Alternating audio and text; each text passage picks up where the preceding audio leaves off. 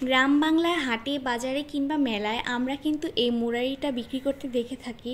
আর এটা খেতে ভীষণ মজা, তাই ভাবলাম কেন শুধু শুধু টাকা নষ্ট করে বাহির থেকে কিনে খাবো, বাসায় যেহেতু বানানো যায় খুব সহজেই। তো আপনাদের সাথে রেসিপিটা শেয়ার করছি, আপনারা অবশ্যই রেসিপিটা পুরো ভিডিওটা দেখবেন আর অবশ্যই বাসায় ট্রাই করবেন।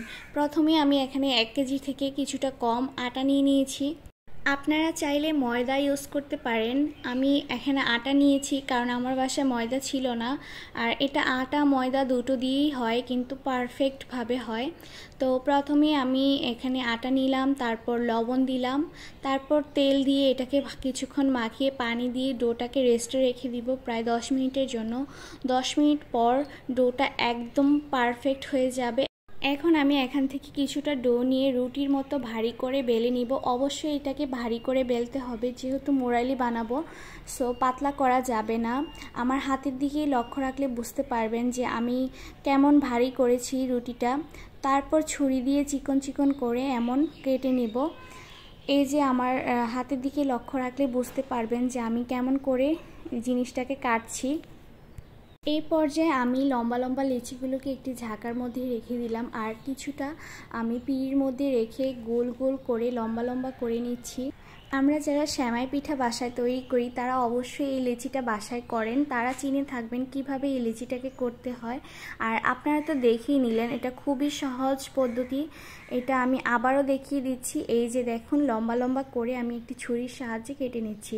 এটা আপনি ছোট বড় করতে পারেন আপনার পছন্দ মতো। তো এই তো আমার এখানে সবগুলো মোরালি লিচি তৈরি হয়ে গিয়েছে।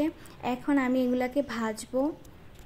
এখন আমি প্যানের মধ্যে পরিমাণ মতো তেল দিয়ে দিচ্ছি। এটা অবশ্যই ডুবো তেলে ভাজতে হবে।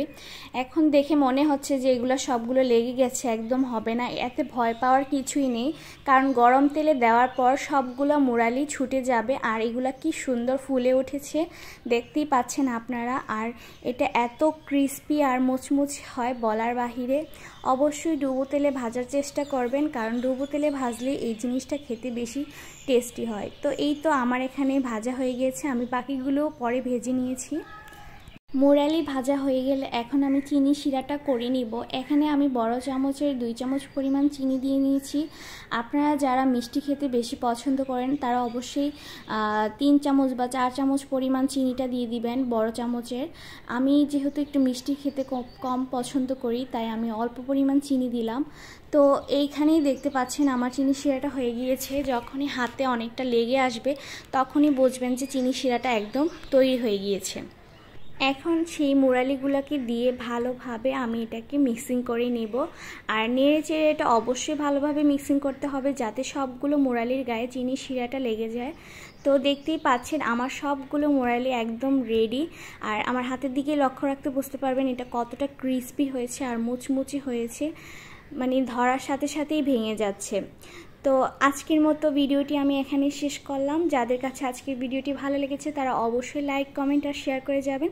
সবাই ভালো থাকবেন, সুস্থ থাকবেন, আমার জন্য দোয়া করবেন। আল্লাহ হাফেজ।